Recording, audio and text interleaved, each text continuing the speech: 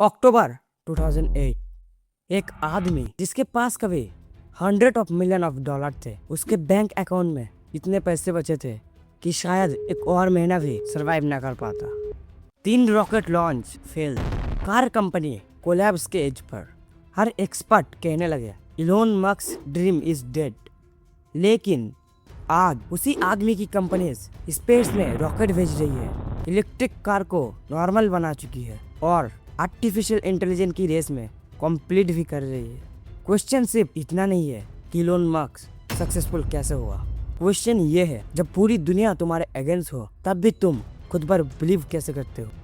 1971 south Africa, एक quit लड़का जो क्लासरूम में कम बोलता था, लेकिन उसके दिमाग में क्वेश्चन कभी खत्म नहीं होते थे। साइंस, स्पेस, कंप्यूटर्स, ये उसके फेवरेट सब्जेक्ट नहीं थे, ये उसका ऑब्सेशन थे। सिर्फ 12 साल की एज में उसने कोडिंग खुद से सीखी और एक सिंपल वीडियो गेम बनाकर बेच भी दिया। उसने पैसे जरूर कमाए, लेकिन उससे भी ज्यादा इम्पोर्टेंट उसने एक चीज सीखी, आइडियाज रियलिटी बन सकती है। कुछ साल बाद पेपाल बिक गई। इलोन मस्क के पास इतना पैसा था कि वो बाकी जिंदगी लग्जरी में बिता सके, लेकिन उसने लग्जरी को चूज नहीं की, उसने रिस्क को चूज किया और वही डिसीजन उसकी जिंदगी का सबसे बड़ा टर्निंग पॉइंट बनने वाला था। 2008 सिर्फ एक साल नहीं था, यह इलोन मस्क की जिंदगी का सबसे डेंजरस चैप्टर था।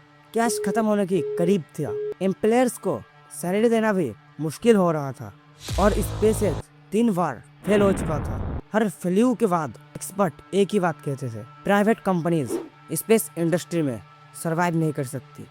मीडिया ने उन्हें इररिस्पॉन्सिबल भी कहा, इन्वेस्टर पिछड़ने लगे और इलोन मस्क अपनी बची हुई ऑलमोस्ट सारी पर्सनल वेल्थ इन कंपनीज में लगा चुका था।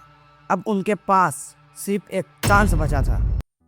28 सितंबर 2008 फैल्कन 1 फोर्थ लॉन्च। ये सिर्फ एक रॉकेट नहीं था, ये एक सपने का लास्ट टेस्ट था।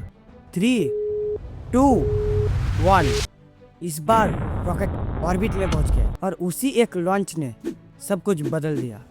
थोड़े ही समय के बाद नासा ने स्पेसएक्स को $multi-billion का कॉन्ट्रैक्ट दिया। टेस्ला ने भी धीरे धीरे रिकवरी शुरू कर दी। जो कंपनी कल तक फेल लग रही थी, आज वही फ्यूचर डिफाइन कर रही है।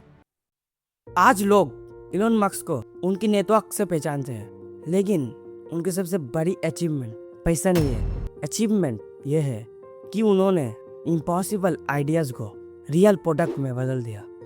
Electric cars, reusable rocket, global satellite internet और आर्टिफिशियल इंटेलिजेंस, ये सिर्फ एक कंपनी नहीं है, एक विजन का चैप्टर है। हिस्ट्री में 2 तरह के लोग होते हैं, एक जो दुनिया को वैसे ही एक्सेप्ट कर लेते हैं जैसे वो है, और दूसरे जो उसे बदलने की जिद करता है।